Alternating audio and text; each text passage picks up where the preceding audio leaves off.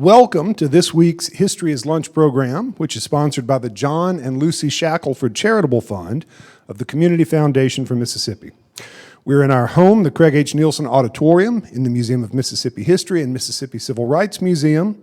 And if you've not already done so, please silence your cell phones.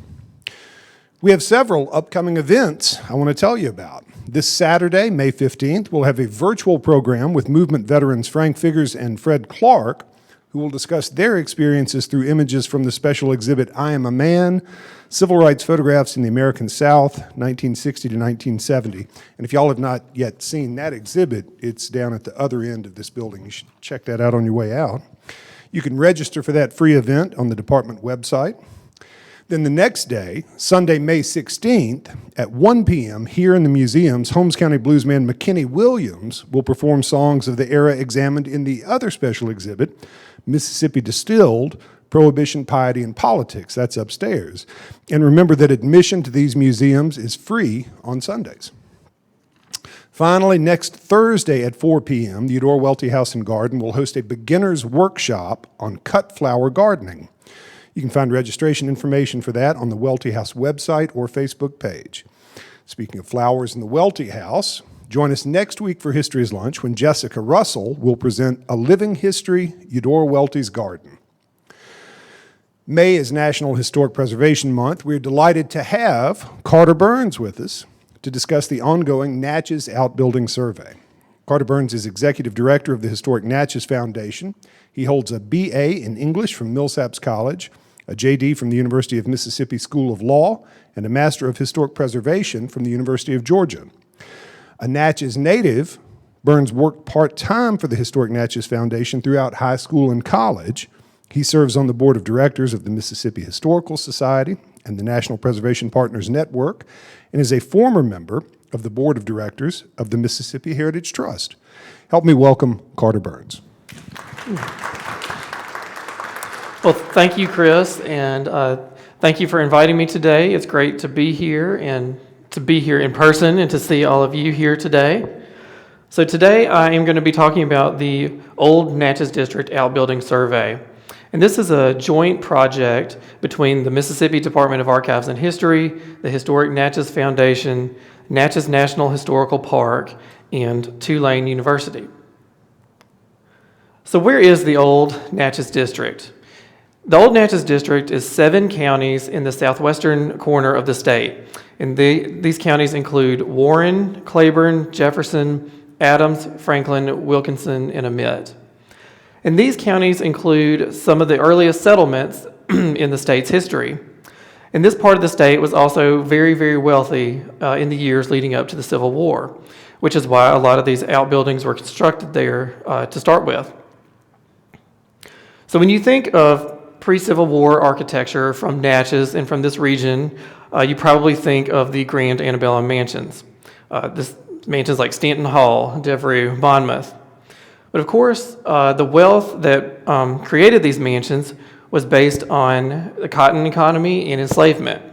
So there's a whole other host of buildings that helped create the wealth and the lifestyle for these buildings. These buildings are the outbuildings that are located behind the houses, the big houses. So this is a screenshot of the Archives and History Historic Resources Inventory. This is a fact sheet. This is where Archives and History has an online database of historic resources from all across the state. So there are a lot of entries that look like this in the Historic Resources Inventory of houses, but there are not a lot of entries that look like this. This is the kitchen and cook's quarters behind this house, which is the Hugh Craft House in Holly Springs.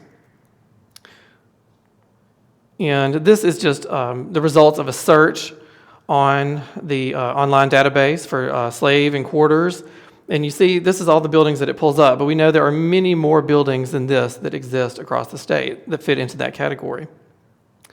So in 2018, we had a meeting between the Department of Archives and History, the Historic Natchez Foundation, and the Natchez National Historical Park, and we decided to embark on a project to survey and document all of the existing outbuildings in Natchez and Adams County. And we initially decided to focus on the pre-Civil War outbuildings, as those are the ones that are most associated with the daily life of enslaved African Americans before the Civil War. And we had a list that Mimi Miller, the Foundation Executive Director Emerita, had assembled of around 150 buildings to start with. So we knew it was going to be a large project, and we are continually discovering more and more buildings. So we decided to split the project into two phases. Phase one is a survey, and staff members from Archives and History come to Natchez on a regular basis. Jennifer Bond, James Bridgeforth, and Meredith Massey, and work in conjunction with the foundation. We contact the property owners, set up the site visits, and then go out to the sites and conduct the field work. So part of this phase is to photograph the buildings on the interior, the exterior. We draw a site plan, which you can see over here. That is the main house at Oakland Plantation. This is the kitchen, two-story kitchen and quarter building, and then this building is the schoolhouse at that site. We put information up there, such as that property has 110 acres. And then we do measured drawings of every building on the site. So you can see here, this is the floor plan of the second floor, and it has the measurements, staircase, fireplaces, any architectural features that are present are recorded here. And then a description of the site is put down in the field notes. Then these notes and information are then transferred to the survey form for the Historic Resources Inventory. So this is what a completed survey form looks like. You have the photograph of it, a brief description, the measured plans are over here. And then all this information will get added to the online database for historic resources. The second phase of the project is a little more intensive documentation. And this is being assisted by Dr. Brent Fortenberry from Tulane University. And he is helping us with the technology involved in this. We are using drones, we're using 3D laser scanners, and we are using photogrammetry to document the buildings in this phase. So this is a drone photo of Elms Court. You see the main house is back here. This is a combination kitchen and, stable and carriage house building. The kitchen and quarter building is up here. The drone photography, of course, gives you another angle on the property. You can see things from the drone that you can't see from the ground easily. It gives you a better idea of the landscape, the relationships of the buildings. You can tell sometimes how the landscape has changed over time. So it's a valuable tool to help when you're out in the field. This is what the 3D laser scan looks like. This is the two-story frame quarters building at Melmont, and the laser scan sends out it collects millions of data points and creates a data cloud, which in turn creates a very accurate 3D representation of the building. And you can do it much more, you can get measurements much more quickly and easily from the 3D laser scanner. It would take a team of people a long time to measure this building, and you can get measurements easily, such as the height of the roof or the height of a chimney, that would be difficult to do just in the field. And because these data points include measurements, then that information can be turned into measured drawings, which you see on the right. And then this is what the final product looks like. It has the 3D laser scan images, it has the drawings, it has a 3D representation of the building, and then these are the plans and elevations. So our ultimate goal with this project is to create HABS level drawings, which is the Historic American Buildings Survey, to be housed at the Library of Congress. And then once they're housed at the Library of Congress, they will be there forever and part of a database that is open to the public, to researchers. It's available online for anyone to be able to have this information, use this information, share this information. So So we have a lot of tools at our disposal to help us do research for this project, because we're not only looking at the buildings and documenting the buildings, we're also researching the history of the buildings and the history of the site and what it can tell us about enslavement at these sites. So one of the tools that we have are maps, historic maps. This is the 1864 map of Natchez that was drawn by the Union Army, and it's a very, very detailed map. Every building that was standing in 1864 is depicted on this map. That means houses, buildings, outbuildings, stables, privies. It's all on here, and including some landscape features as well. So these are close-ups of two different sites from that map. On the left is Rosalie. You can see the formal garden out in front, and then a few outbuildings in the back of Rosalie. And then on the right is Dunleith. And what's interesting about Dunleith is that all of the outbuildings that are shown on this map still exist today in their same location and with the same footprint. So that is a very helpful thing for us to know, that there's nothing missing from the landscape that we need to investigate further. We also have maps from legal records and deed books. This is a map of Magnolia Vale, which is located under the hill in Natchez. This map is from 1872, and it shows the extensive gardens that were once in front of the house that were a well-known tourist attraction for steamboats on the river. Andrew Brown's lumber mill was also out in front of it. And then you see the house and the outbuildings at the rear. So, and then this is a drone photograph of Magnolia Vale today, and all the buildings that were shown in that map are still there in their original location. Although the main house burned down, and then this house was rebuilt on the same footprint in 1946. The outbuildings are original, so they are included in our survey. We also have historic photographs, because we're not only interested in the buildings that exist today, but we also want to know about the buildings that were there that are no longer. So this is a picture of a slave cabin from Saragossa that no longer exists, but we do have documentation of it through this photograph, so we can know the type of materials that it was made from. We can know the general dimensions of the building. We can know its general layout from using the historic photograph. So in 2020, the National Park Service had a grant program for underrepresented community grants, and the Department of Archives and History applied for and received a $50,000 grant through this program. And what this program funds is it funds National Register nominations for sites for underrepresented communities.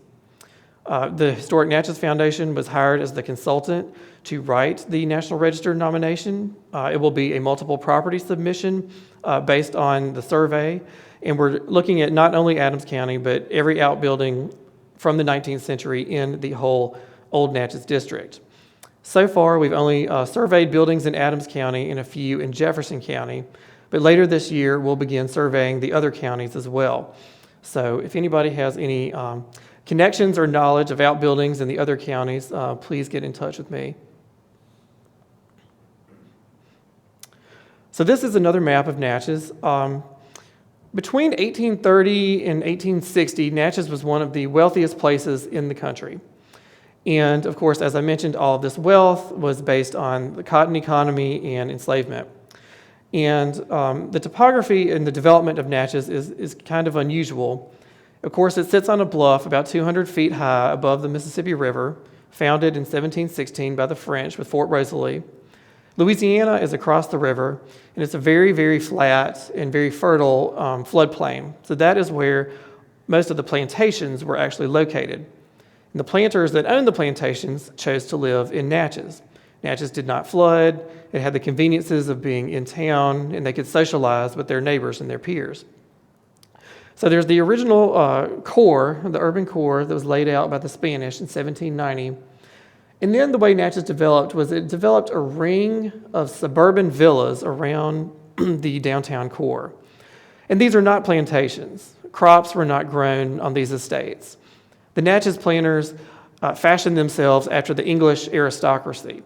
So these were like grand English country houses. And then there were plantations that were further out in Adams County. But these are the houses that are the most famous. These are the ones that are on the pilgrimage tours and the ones that people normally think of when they think about Natchez. So what that did is it created three types of sites of enslavement in Natchez. You have urban, suburban, and plantation. And they each have some differences there that we'll discuss. And we've discovered through the survey some patterns through the different types of sites. So we had our huge list of buildings to survey. We had to prioritize. How are we going to do them? Which ones do we need to do first? So of course we decided to do the ones that were most endangered first. And outbuildings are endangered anyway, just because some of them are not used, and they may be out in the wooded area, so they're lost more quickly than the houses are.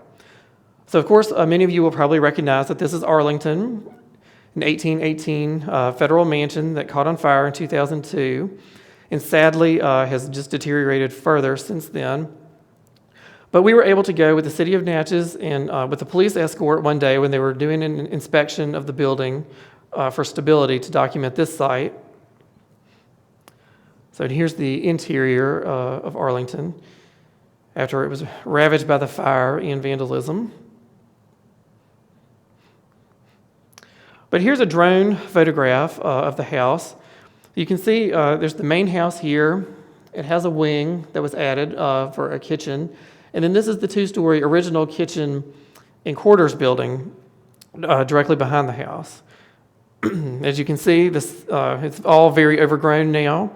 We are fortunate that Habs did draw this site in the 1930s. So we did already have very good Habs drawings of this site. So we were mainly there to photograph and do the 3D laser imaging of this site.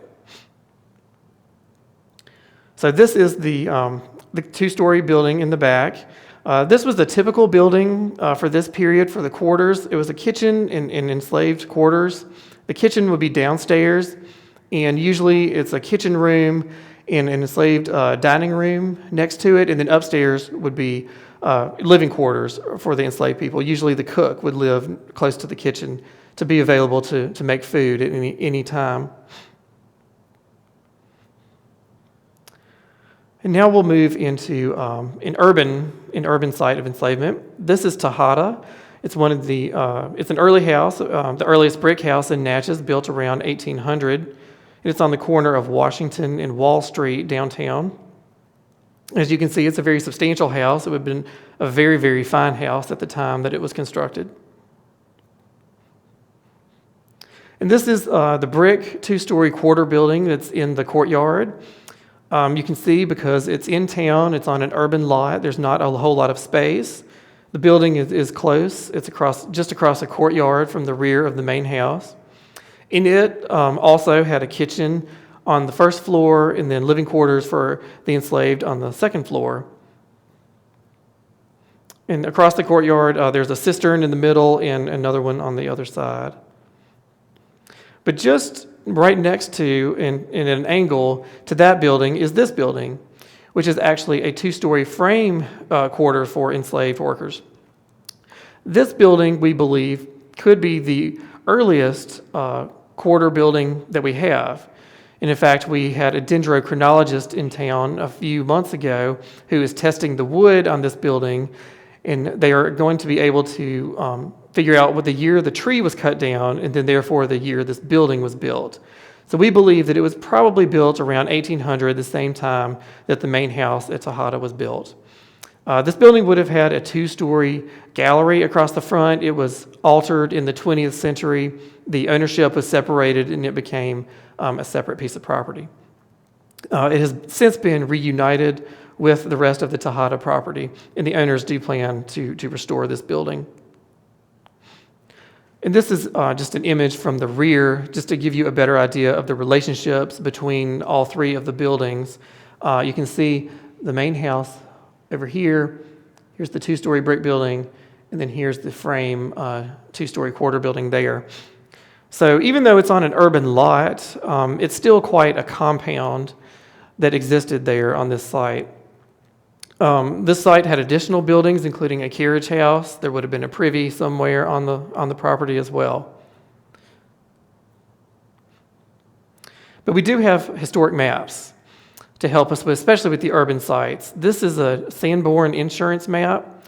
The Sanborn Insurance Company created maps every few years for towns where they had policies, and they showed what buildings were existing at that time. And the buildings that are shown in pink are brick buildings. The buildings that are shown yellow were frame buildings. The dashed lines means it's an open area, like a porch. And then the buildings are labeled as to what they were. So Tejada is outlined in red there.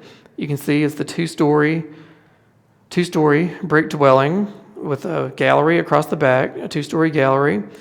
And then you see the two-story brick kitchen building and the two-story frame building as well. And notice the dashed lines connecting the buildings. That indicates that there was a covered walkway that connected the kitchen to the main house. This was a common feature around Natchez in the 19th century. And unfortunately, we only have one example of that left today at Rosalie. But they were common all over town. You can see the cistern is also depicted on the Sanborn map as well. So now we'll move out to the country to talk about plantation enslavement. So this is Wauwalla Plantation at Church Hill, which is a plantation community just outside of Natchez. It's actually across the border in Jefferson County, but it's close enough to be considered part of the Natchez community. And Wauwalla is the most intact plantation complex left in the state of Mississippi. So, of course, this is the main house straight ahead. It's a frame building with stucco on the front wall that's been painted to resemble stone, which is a common treatment during the mid-19th century. It has a little building out in the front, and this building is a doctor's office. It has the same treatment as the house. It's frame with the stucco scored and painted to look like stone.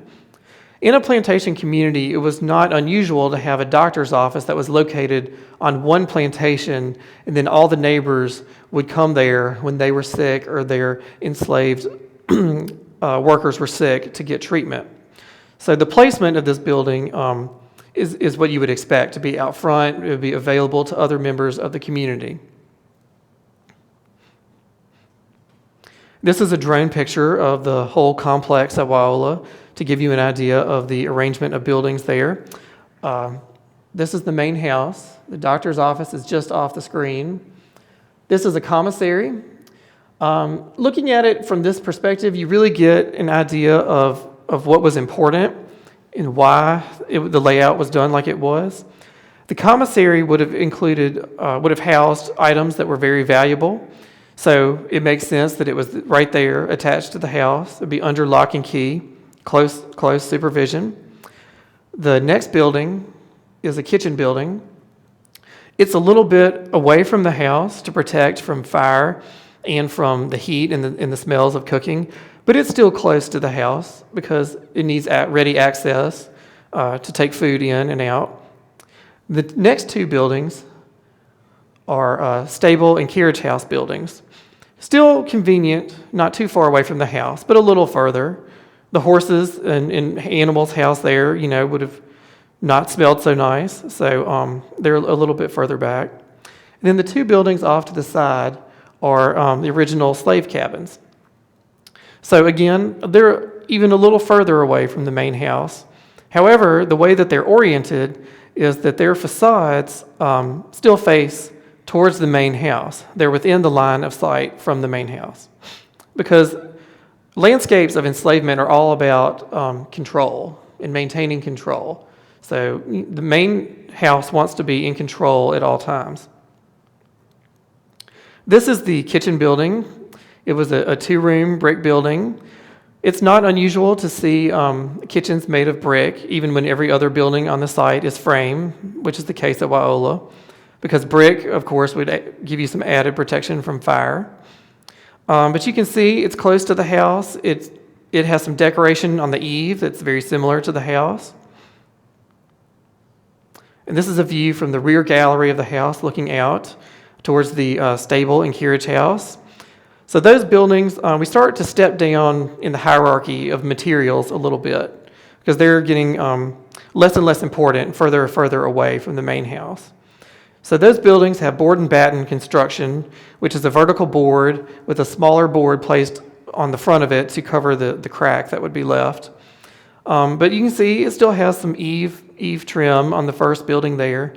The second building is a little more plain. It's a little further away from the house. It's getting a little more utilitarian. Further, all the way in the back is an unusual structure. This is a hay feeder. It's an original pre-Civil War hay feeder on the site. So we're documenting these structures as part of our survey as well. Anything that has to do with the way the sites functioned and were run are included. But these are the slave cabins. As you can see, they're frame, board and batten construction as well. They were 2-room buildings. One family would have lived on each side. See, there's not even a porch floor. The columns just go directly to the ground. The windows are not glazed. They don't have any glass in them. It's just a shutter that covers an opening. These are the only doors into the structures as well, and they face towards the main house so that anyone coming and going from these buildings would have been able to be seen. This is a view of the interior, and these buildings have been restored, but they were done really well. And so you can see it's just a single thin board wall on the inside with a simple fireplace. And we've discovered that this is a common design for fireplaces in quarters for enslaved people. There's no mantle, but the bricks kind of make a shelf around the chimney where it narrows and heads up through the attic. You can also see that the interior was whitewashed at one point in time, and that was a common treatment for these buildings. This is a section of the building that it was done by the 3D laser scanner, and this gives you a good idea of really the level of detail that can be captured by the laser scanner that would be almost impossible to get otherwise. You can see the roof framing, the ceiling joist. You can really get a good idea of how the building was constructed and how it's put together, and its current condition from these scans. And this is just a section of the building going the other direction. You can get details such as how the chimney actually leans a little bit as it goes up through the attic and then through the roof. You can get the details of the construction over the gallery roof. And then this building has been turned into a measured drawing. This is a floor plan of the building. As you already know, it's a very simple building. Here it shows with all the measurements on it. This is what we'll be submitting to HABs for the Library of Congress, drawings like these. So now the third type of enslavement sites in Natchez are suburban villas. This is Melrose. It's owned by the National Park Service, part of the Natchez National Historical Park. It's one of the most, if not the most, intact suburban villa in Natchez. It retains all of its original outbuildings, as well as all the original furnishings and the finishes in the main house. So here is an overhead view of Melrose with the main house and then an array of outbuildings out here. So Melrose typifies what became a pretty common layout for suburban villas in Natchez. You have the main house, and then behind it, flanking it, are two-story brick outbuildings forming a courtyard, and then some other buildings a little further out, kind of radiating out from the house. And in the two-story buildings, one would house the kitchen and the enslaved dining room, quarters for the cook. And the other building contains more quarters and some other functions. The stable and barn are a little further out. These are some frame slave cabins that are a little further out as well. But just like at Wauola, they're still oriented with their front towards the rear of the house. So this is one of the two matching brick two-story buildings behind Melrose. This one housed the kitchen and the dining room. And another pattern that we've discovered is that there's this unusual third room in these buildings that we believe on the first floor would have been a pantry because it doesn't have any other communication with the rest of the building. It's a closed-off room, and sometimes they don't even have windows, but they also don't have fireplaces. So they were not meant to be used for living space. And this is the other building across the courtyard. It housed the dairy on the first floor. And we're not sure exactly what the other room was used for. It could have been used as a schoolroom, but we don't have any definitive proof of that. And just right inside here is a staircase that winds around and comes out on the second floor. These buildings typically don't have any doors between the rooms on the interior. All the circulation is on the outside of the buildings, and the staircases are usually on the outside as well. This staircase is somewhat enclosed, but is still accessed through the gallery. So these buildings have already been drawn and entered into HABs because they are owned by the National Park Service. So this gives you an idea of the level of detail that the HABs drawings entail. Here's the staircase that I was describing that is circular, that comes out on the upper gallery and the lower gallery. And then here's the elevations of the building. Shows, the brick coursing, the interior finishes, the fireplace, the flues in the chimney. It has a lot of detail. So because we have so many buildings to scan and to draw, that's where Tulane University comes in, and we'll be using some students from the preservation program at Tulane University to help us over the coming years with this project, because phase 2 is a multi-year project that will be going on for quite a while to document all these buildings. The phase 1 and the grant-funded project is going to be a little shorter project because it doesn't require the same level of documentation. This is one of the frame slave cabins at Melrose that I pointed out that's a little further back. This one began as a 2-room building. It had a third room that was added, we think, pretty close to the time of original construction. So it would have housed 2 families, well, 3 families in this one because of the third room. But you can see that this building is a little more finely finished than the cabins at Wauola. This one was in town. The owners of Melrose were extremely wealthy. The windows are glazed. They have sash. In them, the building has clapboards. It's not board and batten construction. It's a larger building than the cabins at Wauola. And this is a view of the interior to contrast it with the plantation slave cabin. The walls are plastered. It has a mantelpiece around the fireplace. And it's a little hard to see in this picture, but there is a hook in the fireplace because this was a multi-use fireplace. It was used for cooking. The families who lived there would have cooked in that fireplace as well as using it for warmth. And this building is open to the public. It's interpreted. It's furnished by the National Park Service, so visitors can go in and see what life in one of these cabins would have been like.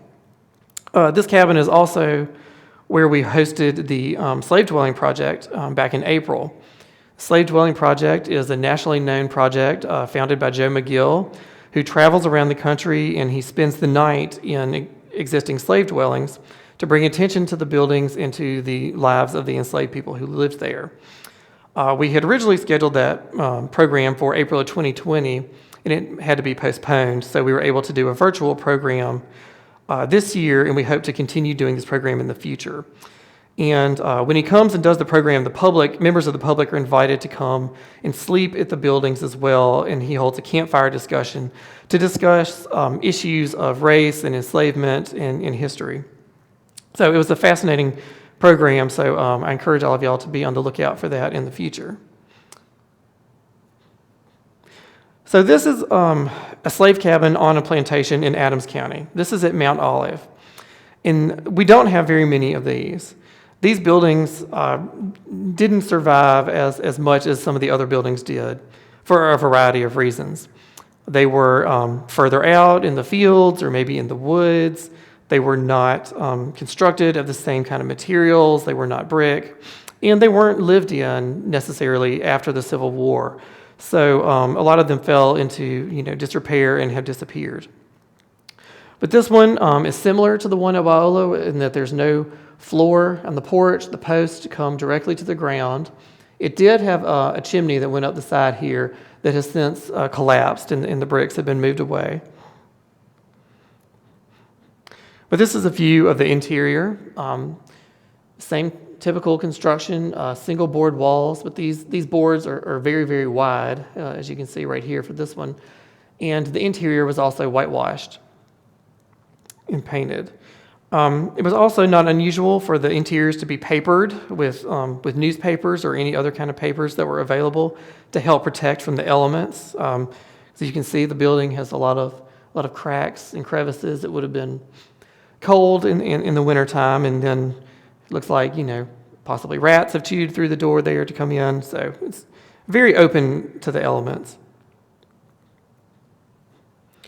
This is a two-story brick and kitchen building kitchen and quarter building at Gloucester. Gloucester is an early house, also built shortly after 1800.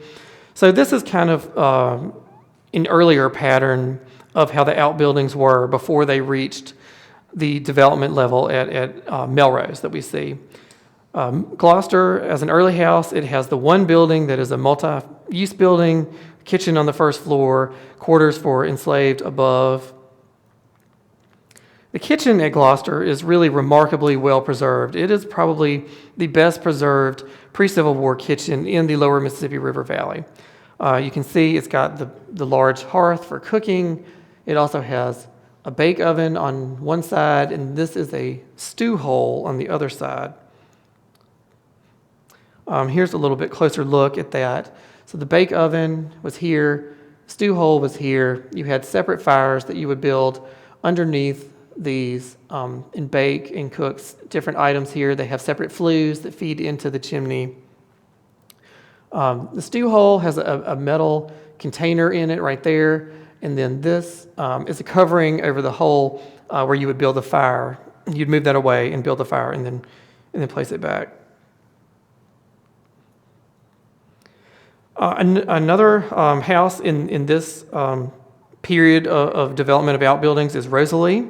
This is the two-story brick kitchen and quarter building behind Rosalie, and it has the only existing covered walkway that connects it to the main house, like I showed you on the map for Tejada. So the kitchen is in this part of the building. This is actually a smokehouse in this part of the building here. It's a little obscured by the trees. And then this was quarters for the enslaved at Rosalie above. But the covered walkway is really important. This is how they would transport food and other items back and forth to the back gallery of the house.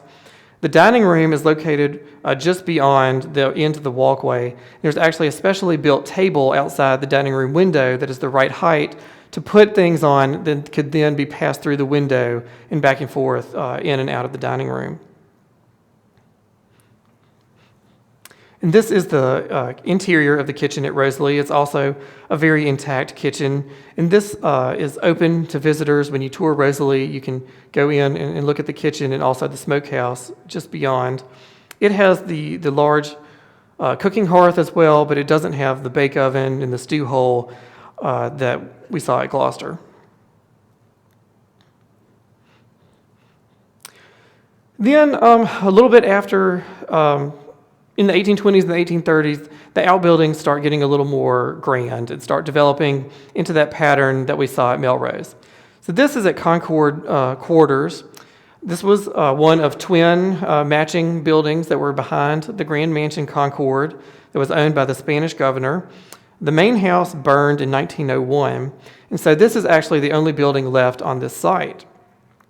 We don't believe the kitchen was in this building. We believe the kitchen was in another building because there are no cooking fireplaces in this building. But this building today is owned by Debbie and Greg Cozy. They're an African-American couple who bought the building, restored it, and they now operate it as a bed and breakfast, and they interpret enslavement at Concord here at the site. And it is also the only freestanding slave dwelling in the state of Mississippi that is listed on the National Register. This is the brick kitchen and quarter building at Auburn. It's more along the lines of the Rosalie building, but it does have that third unheated room that I pointed out at Melrose.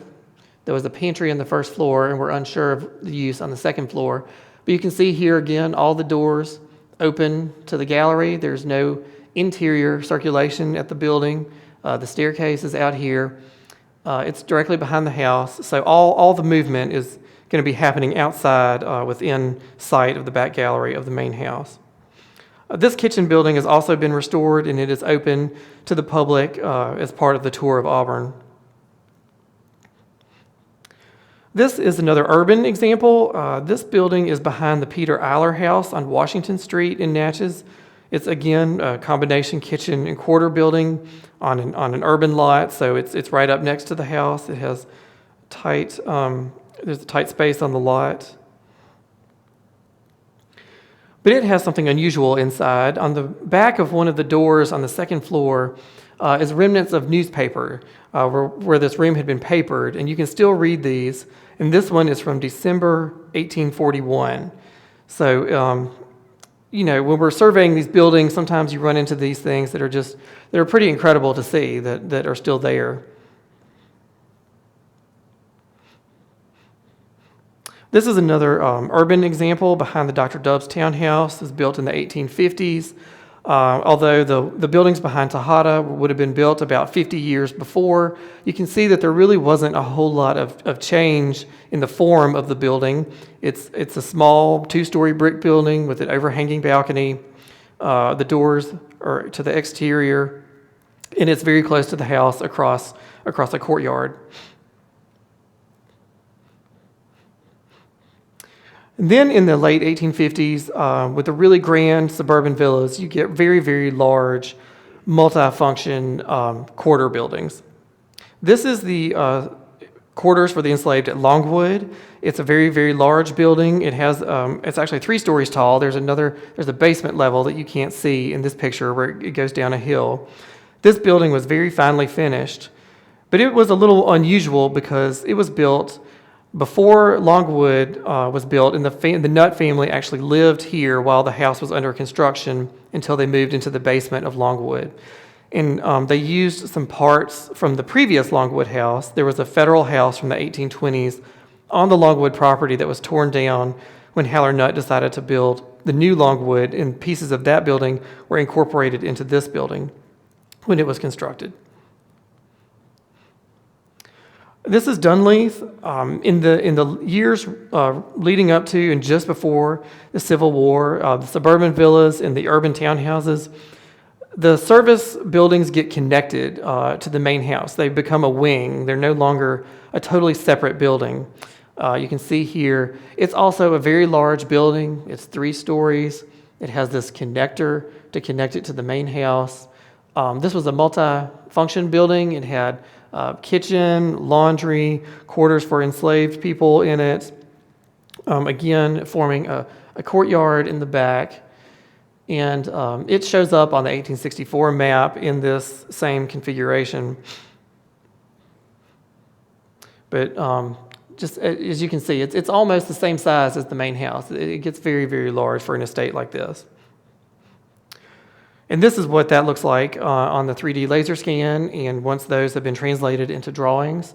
The complexity of this building, would mean that it would take a team of people working a very long time to get this kind of result from it that we can get relatively quickly and easily from the laser scanner.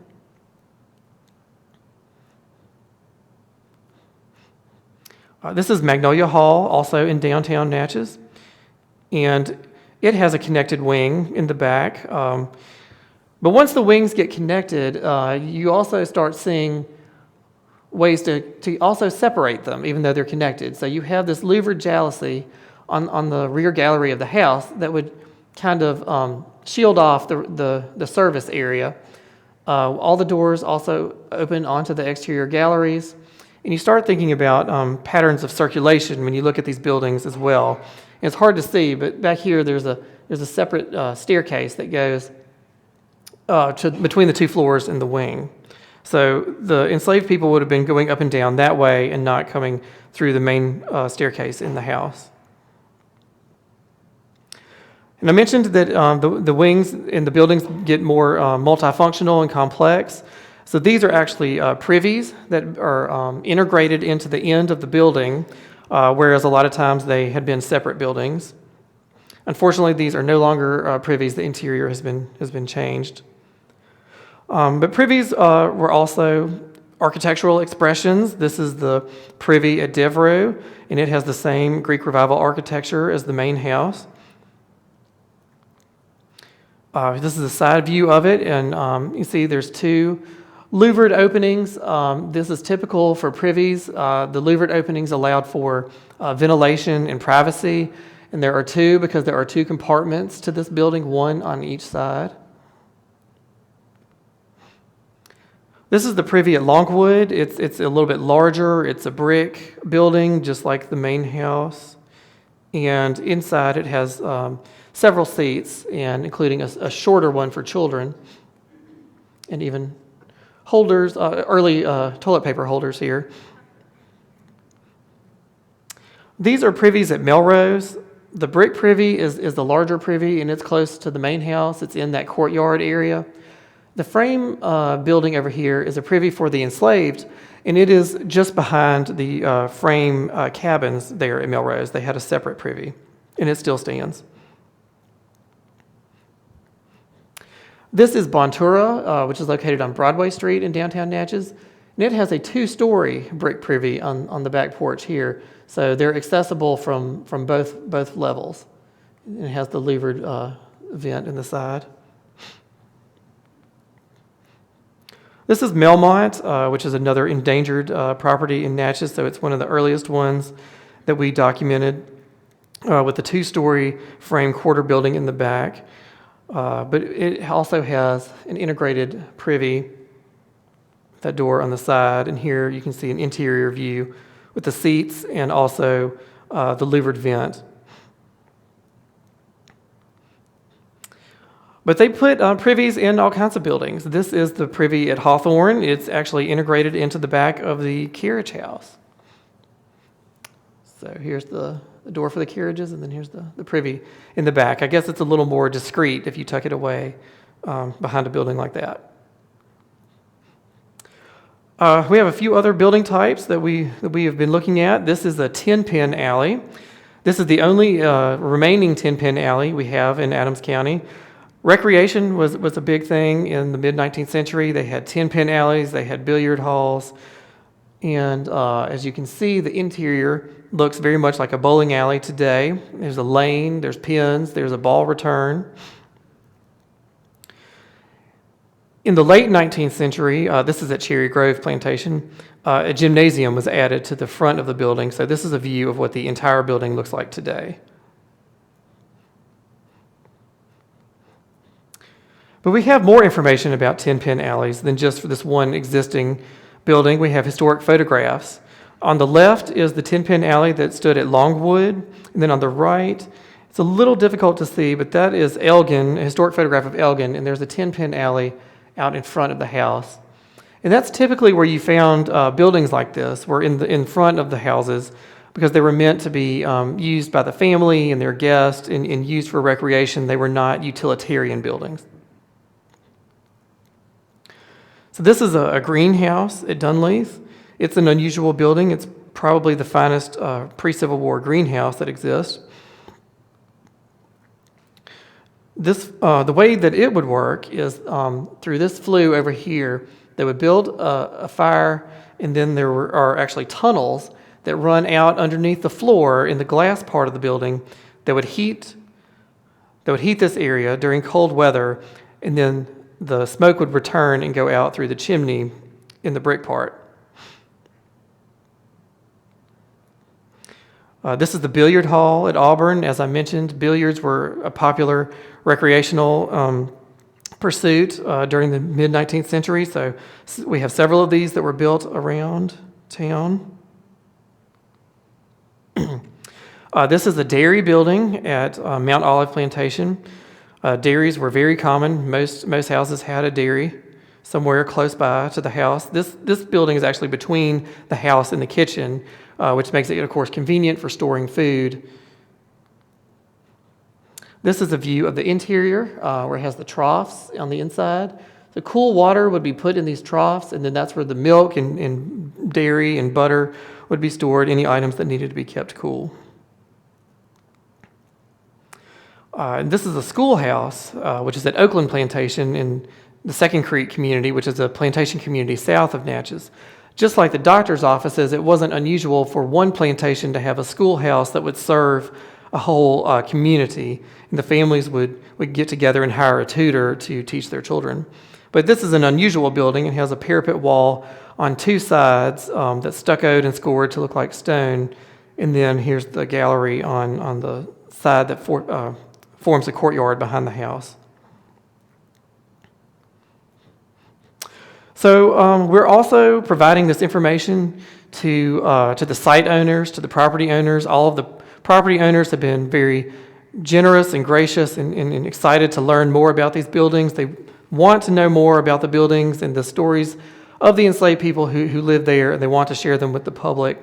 So as part of our research, the Historic Natchez Foundation got a grant last year from Visit Natchez to create panels, interpretive panels, to interpret enslavement in all of the house museums that are open daily, such as Longwood, which you can see has several outbuildings in the back, a kitchen building, and then this is the quarter building there. So this is an example of those panels that we have installed at Magnolia Hall. So far, panels are at Magnolia Hall, Stanton Hall, Longwood, and then later this year we will create ones and install them for Rosalie, Auburn, and the house on Ellicott's Hill.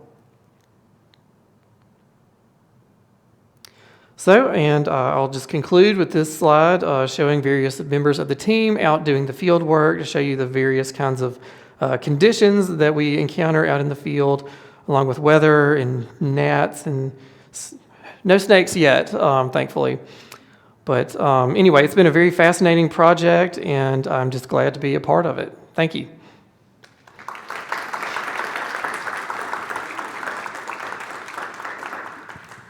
We have a few minutes for questions. If anyone has one, you can raise your hand, and we'll let you ask it. All right.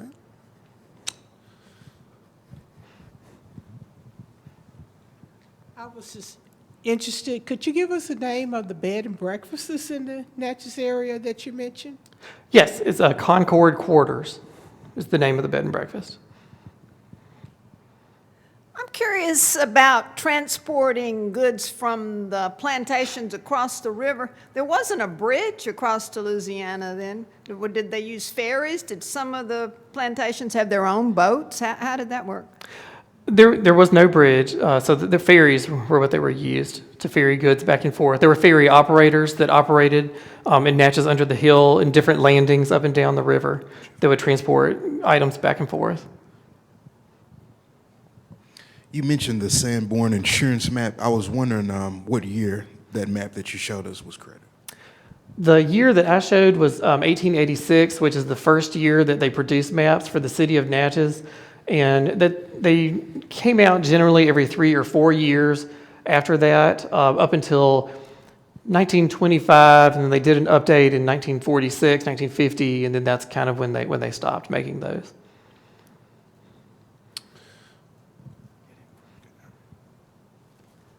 I just wonder, have you made any effort to document the outbuildings in the plantations across the river that belong to the Natchez owners? We talked about including that in the study. Just unfortunately, there's just really only a couple left in Louisiana.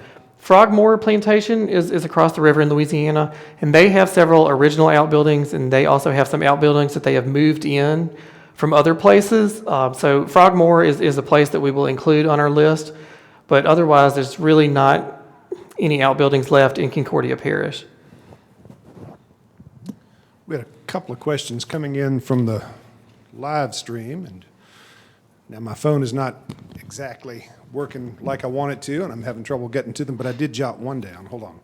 One of the questions was, has the site of Kingston been surveyed? And if yes, has it been surveyed with a drone?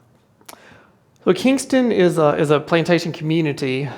Several of the plantations at Kingston have been surveyed. I don't think we've taken the drone to any of those sites yet, but we will be going back to some of those sites with the drone.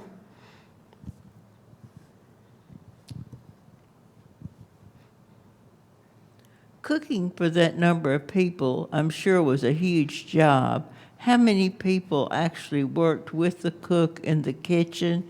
And what about the firewood? Because I know the cook didn't have time to cook and also go out and get firewood. Right. So it differed at different sites.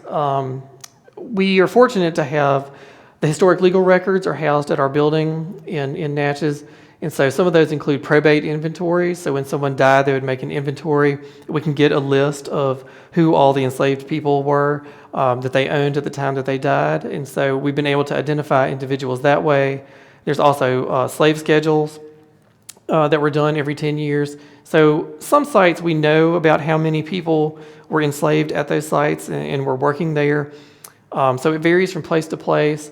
Certainly, yes, the cook, that would have been the duty of someone else to provide the firewood for the cook, but it would have taken, yeah, a good number of people to create those large meals every day, day in and day out. One of the questions that had come through was about the original roofing and siding materials on some of the slave quarters. Most of them had wood shingle roofs originally. And then the siding, either they were built from brick or board and batten or clapboard siding. Bill Justice asks, is this project limited to Natchez and Adams County, or will it be extended to the other Natchez district counties? It will include all of the counties in the old Natchez district. We started in Adams County. We had the most information about Adams County, and then now that Archives and History has gotten this grant from the National Park Service, the scope has been expanded to include the other counties.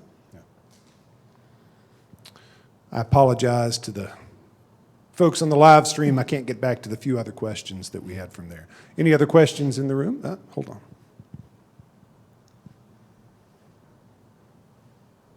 Are there outbuildings remaining at Monmouth? Yes. There's an original two-story brick kitchen and quarter building right behind Monmouth. And then they've done a good job with the other buildings that are on the site. Those are modern buildings, but they were built based on historic outbuildings from other sites. Any others? All right. You hadn't surveyed the towers, have you? Yes, ma'am. Have you?